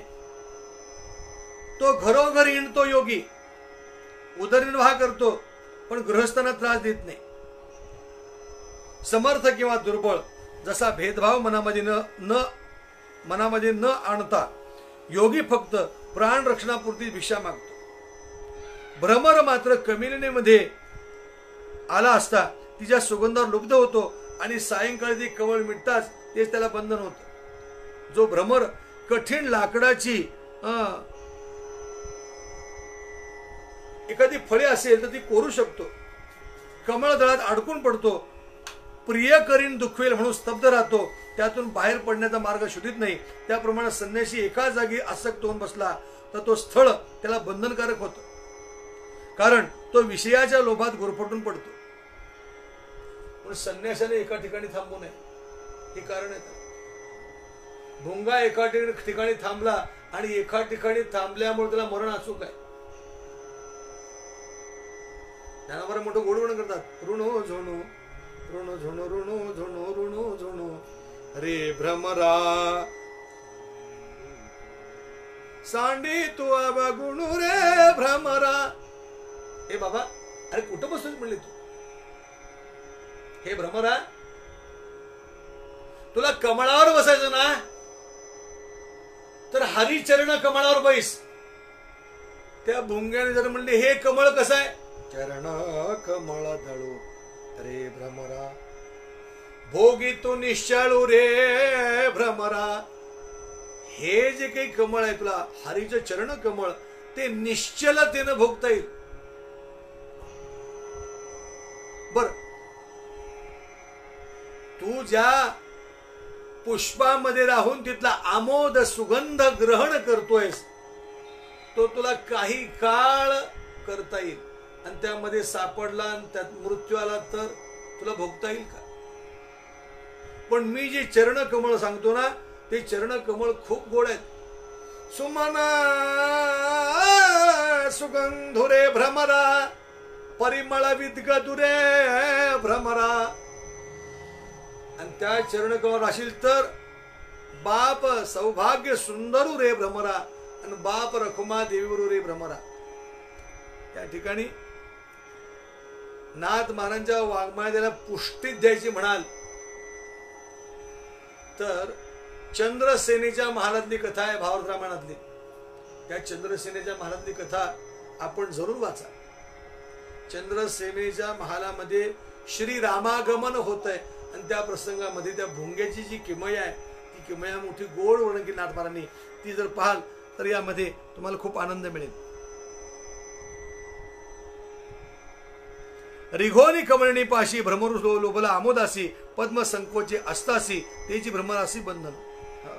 ते जर सूर्य विकासनी कमळ असलं तर सूर्याला मिटलं जातं. तेथ उत्तीर्ण होईल प्राणे परी कमळ दळ चिरून येणे. त्याची गुणग्राहकता सांगतो मला. जे भुंग्याला कळतं ना ते आपल्याला कळत नाही. ज्या ताटात खावं त्या ताटात घाण करू नये हे जे भुंग्याला कळतं हे माणसाला कळत नाही. मग जो माणसाकडून गुण नाही तो एखाद्या प्राण्याकडून घ्यायला काय हरकत आहे? म्हणून त्याने भुंग्याला गुरु केलं. जाऊ द्या, त्याच्याकडे अजून एक मजा सांगतो मला. अतिशय लहान फुल आहे, नीट ऐका बरं का. अति लहान सुमन जे काही भ्रमरा तेथ उपेक्षा नाही, रिघोनी त्याच्याही ठाई आमोद पाही सेवी तू. अतिशय लहान असं फुल आहे, अतिशय लहान फुल आहे. त्या भुंग्याकडे किमया आहे बरं का, सांगून ठेवतो. प्रातस्मरणीय वंदनीय श्री संत नामदेव महाराजांचे वंशज तुळशीदास महाराज नामदास यांनी गोष्ट असे बारकावे सांगावेत आम्हाला. अगदी लहान फुल, चमेलीचं फुल आहे. आता त्या चमेलीच्या फुलावर ते फुल किती नाजूक आणि त्यावर तो भोंगा कसा बसत असेल त्याची मजा सांगतो मला. चमेलीच्या फुलावर जेव्हा तो बसतो ना, तेव्हा भगवंतानी त्याला एक लीलया अशी एक त्याला स्थिती दिलेली आहे. तो आपलं वजन त्या चमेलीच्या फुलापेक्षा कमी करू शकतो.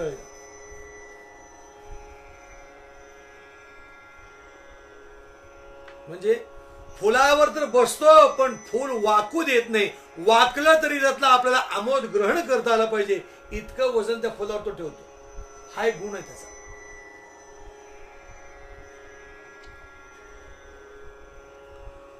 जो कोरडे काष्ट भेदून जाये, तो कमळ दळी गुंतला ठाये, प्रिया दुखवेल म्हणून राहे, निर्गमून पाह्या पुला.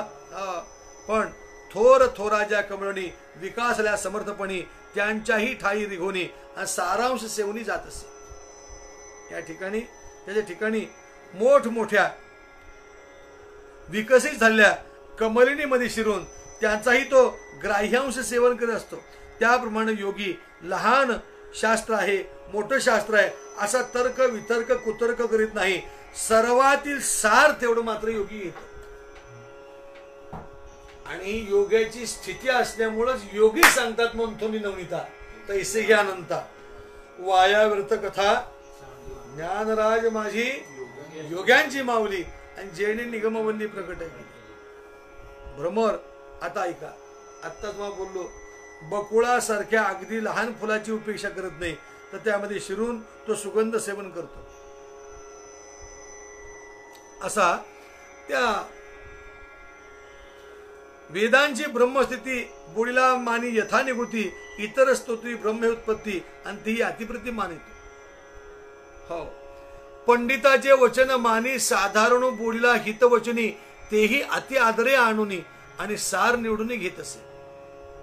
त्या ठिकाणी योगी पंडिताचं वचन तो मानतो, तसंच कोणी सामान्य माणूस हिताचं वचन बोलला तरी ते सुद्धा आदरपूर्वक मानून त्यातील सार ग्रहण करतो. योग्याची आणि भुंग्याची बरोबरी केली.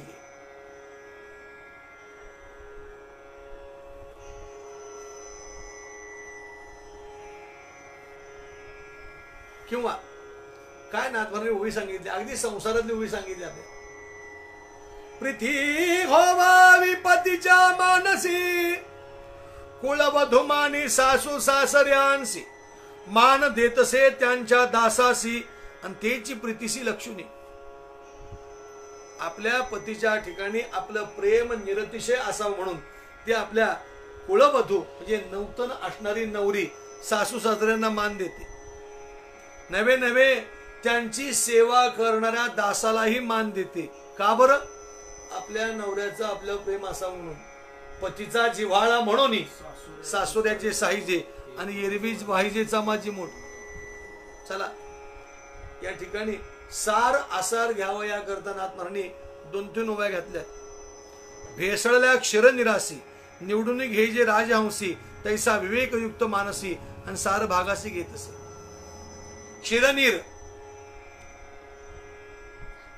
राजहंस जसा जलमिश्रित दुधातील केवळ दुधाचं सेवन करतो, तसा योगी विवेकानं सर्वातील सारत्वाचं ग्रहण करतो.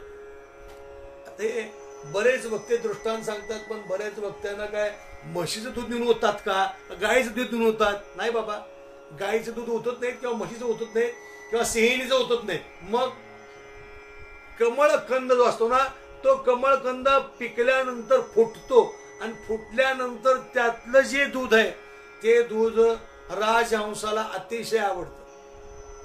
हे दूध सांगितलंय. गाई म्हशीचं शेळीचं सिंहिणीचं वाघिणीचं नाही बरं का, लक्षात ठेवा. याकरता खरोखरच आम्ही कधी सांगतो घासावी लागते त्याला. नामदेव मंदिरामध्ये विद्यार्थी दशेतला 18 वर्षाचा काळ जो गेला, तो काळ सोन्याचा काळ गेला आमचा. असा काळ आमच्या आधी कोणी असतील त्यांना लाभला असेल नसेल मला माहित नाही, आणि पुढे येतील त्यांना लाभेल असं नाहीये. खूप आनंदाचा काळ गेला. नामदेव मंदिरामध्ये राहूनच काय ग्राह्य आणि काय अग्राह्य हे आम्ही तिथे शिकलो. याच भागवताच्या संदर्भामध्ये गुरुवर्य श्री महाराज जेव्हा चातुर्मासामध्ये 20 मिनिट भागवत, 20 मिनिट तुकोबानंद गाथा आणि 20 मिनिट ज्ञानेश्वरी सांगायची 1 तासामध्ये, आणि 10 मिनिटाचा नामजप असायचा. 70 मिनिट 4 ते 5 वाजून 10 मिनिटापर्यंत. त्यामध्ये महाराज असे बसले की त्यांच्या स्वभावात त्रिकोणाकृती सगळे ग्रंथ मांडलेले असायचे. कधी कधी आम्ही वर्तले महाराज म्हणे, अरे यदुअवधूत संवाद काढ, 8व्या अध्यायातला 9वा श्लोक काढ, त्यावरचं चिंतन मला सांग. मग त्यावर अशी ओवी ही बरोबर आहे का?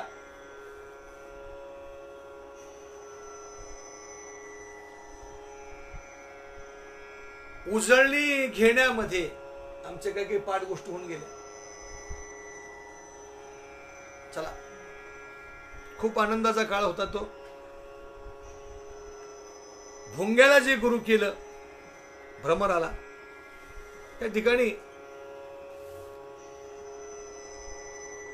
सर्वभूती भगवत भाव हा सार भागू मुख्य पाहाव हे निष्ठा ज्यासी महाभाव आणि त्याशी आपोआप स्वप्नी नाही. सर्वांतर्यामी परमात्मा आहे हा सार भाग याच्या अंतःकरणामध्ये स्थिर झाला, अशी निष्ठा या ठिकाणी झाली. त्याला कसलाही अपाय स्वप्नात होणार नाही. का? त्यानं उपाय केला, अपाय कशा होईल त्याला. यानंतर नाथ महाराजांनी दत्तात्रय प्रभूंचे गुरु माशी, ती माशी सांगितली.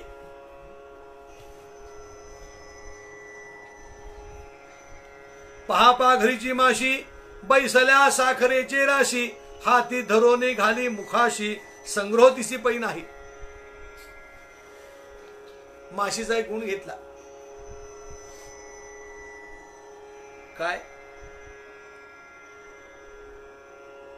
साखरेच्या राशीवर बसली की ती एक एक कण तोंडात घालते, पण त्या माशीला संग्रह हा माहित नाही. सर्वसामान्य माशी बरं का आपली. का माशी ती घरात नेऊन काय पोतपित भरते आपल्या? नाही भरत. किंवा ती अशी म्हणते का, हे होईल सायंकाळा, हे भक्षिण प्रातः काळा, ऐसा संग्रह वेगळा, नाही केला मक्षिका. त्या माशीनं आता आपण ही नेल्यानंतर संध्याकाळी खाता येईल, राहिले उद्या सकाळी खाता येईल, हे त्या माशीने कधी केलं नाही. तसंच योगाची संन्यास गती आहे. प्राप्त भिक्षा हातामध्ये घेतल्यानंतर तिची निक्षेप मुखाप्रती आणि संग्रह स्थिती नाही. तिचा निक्षेप ते मुखामध्ये घालणं, पण त्याचा संग्रह करून ठेवायचा नाही. भिक्षे लागी पाणी पात्र, साठवण उदर मात्र, या वेगळे स्वतंत्र, नाही घरपात्र साठवणे. भिक्षे करता म्हणून पात्र कुठलं? पाणी पात्र दिगंबरा, तुकोबारा सांगतात. आणि साठवण करण्याकरता केवळ उदर म्हणजे पोटा बसेल इतकंच.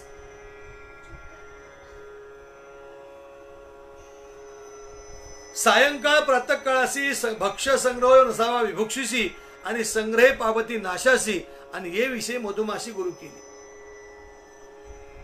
या ठिकाणी नाथ महाराज सांगतात,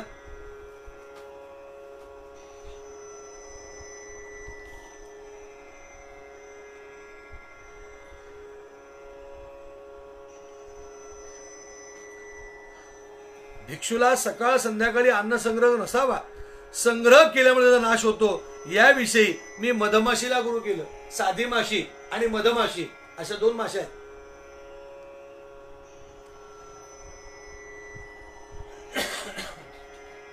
अनेक संकटांना टक्कर देत देत देत ती माशी काय करते बुवा? मधू म्हणजे मध गोळा करते, आणि तो मध गोळा करणं, त्याचा संग्रह करणं हाच तिचा घात होतो. संग्रह यत्नाची या चाडा, मोहोळ बांधिती अवघडा कडा, ते दुर्गमी रेगू करीती गाढा, आणि अर्थ चाडा मधु हाते.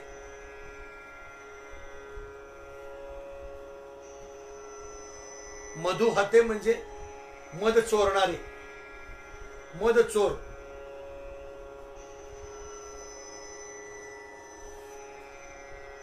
ते मोहोळ जे असतं ते मोहोळ इतक्या अवघड ठिकाणी त्या करतात, पण तिथंही ते दुर्गमी रेगू करीती गाढा, जिथं कोणी येऊ शकणार नाही असं स्थान बघून करतात, पण तिथंही लोक येतात आणि त्या मधमाशीचं जे पोळ आहे, मधमाशीचं घर म्हणजे पोळ, त्या पोळ्यालाच आग लावतात, आणि त्या पोळ्याला आग लावून तो मधही काढतात, आणि त्या मधाच्या अनुषंगानं मिळणारं मेण, ते मेणही काढतात.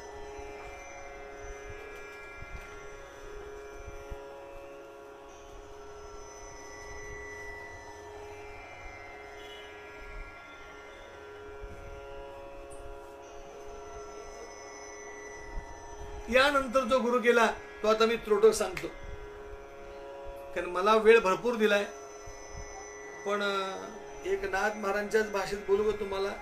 अफाट न करावा ग्रंथ, ग्रंथी बोलावा मुख्यार्थ, असं म्हणणारे नाथ महाराज, त्यांनी जवळजवळ 40,000 ओव्यांचा प्रदीर्घ रामायण ग्रंथ केला. नाथ महाराजांचं वाङ्मय ते भागवत असो, रामायण असो, किंवा अगदी त्यांच्या छोटासा ग्रंथ म्हणजे चिरंजीव पदापासून रामायणापर्यंत काही असो, नाथ महाराजांचं वाङ्मय बोलताना त्या तोंडाला उसण घ्यावे असं वाटतच नाही महाराज, लक्षात ठेवा. आता फक्त थोडंसं दृग्गोचर करून जातो आणि माझ्या वाणीला विराम देतो. मदगज, त्या मदगजाला मी विशेषानं गुरु केला असं सांगतात.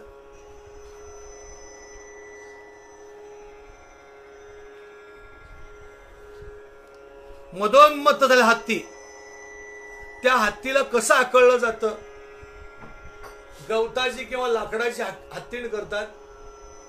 त्या हत्तीणीच्या पाठीमाग सजला असा खड्डा तयार करतात, त्यावर काहीतरी गवत वगैरे टाकतात आणि हत्तीला विशिष्ट अशा प्रकारच्या शब्दांनी चुचकारून आणतात की जेणेकरून आज तुला हत्तीणीचं सुख मिळणार आहे, असं त्या चुचकारण्यामध्ये त्या हत्तीकडं हत्तीशी संवाद साधणारे जे माहूत वगैरे लोक असतात त्यांना त्या हत्तीची भाषा कळते आणि त्या मधून हत्तीला तिथं आणतात आणि त्या लाकडीच्या हत्तीणीला किंवा गवताच्या हत्तीणीला ही हत्तीणच आहे असं समजून तो जेव्हा तिला स्पर्श करायला जातो तेव्हा त्या खड्ड्यात तो सापडला जातो. खड्ड्यात सापडल्या गेल्यानंतर त्याला उपवासी मारतात, पाणी देत नाहीत प्यायला आणि मग त्या खड्ड्यातून त्याला असा निर्बल झालेला, अशक्त झालेला तो हत्ती त्याला बाहेर काढून आपल्या छंदानं आपल्याला पाहिजे तसं त्याला नाचवतात, वाकवतात. याकरता हे करायचं नाही हे त्या मदगजाकडून मी शिकलो, म्हणून त्या मदगजाला, मस्त हत्तीला मी गुरु केला.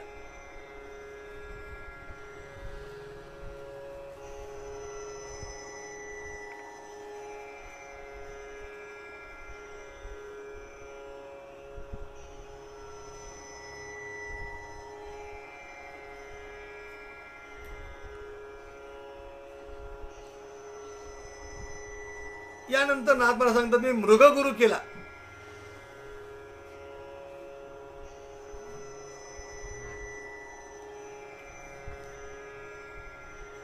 तुकोबारा म्हणतात ना, नादा भुलला मृग देह विसरला अंग, किंवा नादी लुब्ध जैसे आसक्त हरिण जाय विसरून देहभाव.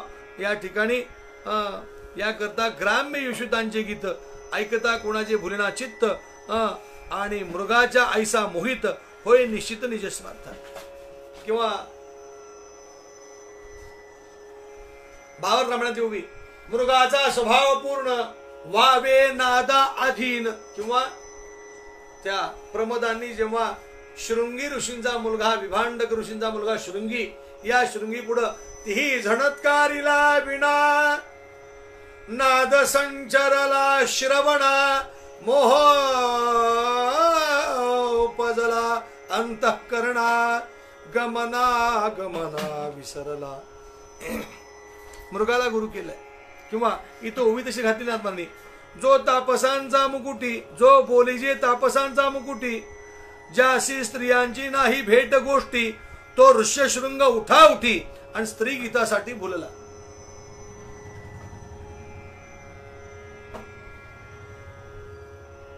ऋष्यशृंगाच्या बद्दल ज्या नाथ महाराजांनी भावार्थ रामायणात ओव्या घातल्या पहिल्या अध्यायामध्ये, तशाच ओव्या याही ठिकाणी घातल्या आहेत. यानंतर मीन गुरु केला.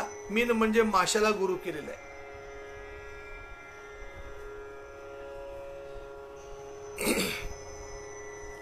जे माशानं केलं नाही ते मला करायचं नाही या विषयाचा तो गुरु केलेला आहे. मासा ते बडी सेवा गेल्याला जातो तेव्हा तो काटा आत रोला जातो त्याच्या आणि अचूक त्याला मरण प्राप्त होतं.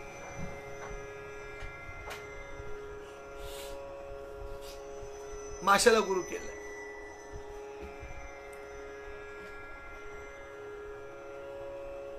रसना जिताचे वाधावणे जेणे ब्रह्म सायुजी पडे ठाणे 16 परमानंदे भोगणे रसना जेणे जिंतील.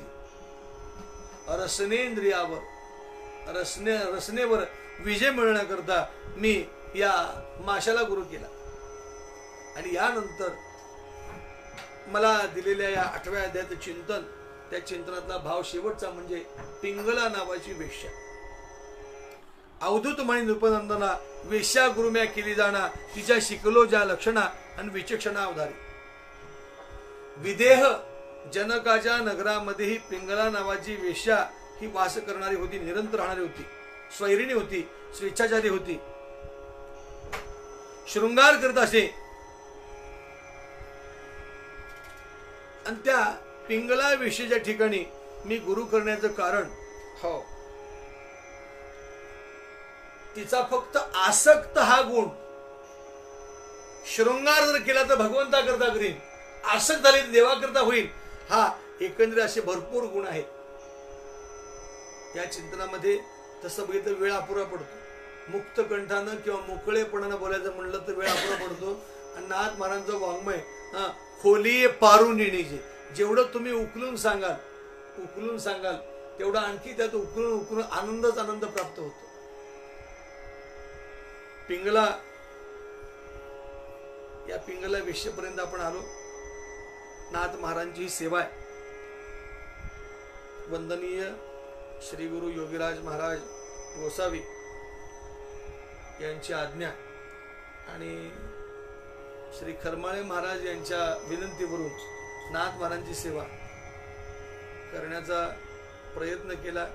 तो प्रयत्न नाथ महाराजांच्या चरणी समर्पित करतो आणि वाणीला पूर्ण विराम देतो. भानुदास एकनाथ, भानुदास एकनाथ, भानुदास एकनाथ, भानुदास एकनाथ, भानुदास एकनाथ, भानुदास एकनाथ, भानुदास एकनाथ, भानुदास एकनाथ, भानुदास एकनाथ, भानुदास एकनाथ, भानुदास एकनाथ, भानुदास एकनाथ. बोला पुंडलिक वरदारी विठ्ठल श्री ज्ञानदेव तुकाराम केशवराज महाराज की जय. भक्त शिरोमणी नामदेव जनाबाई महाराज की जय.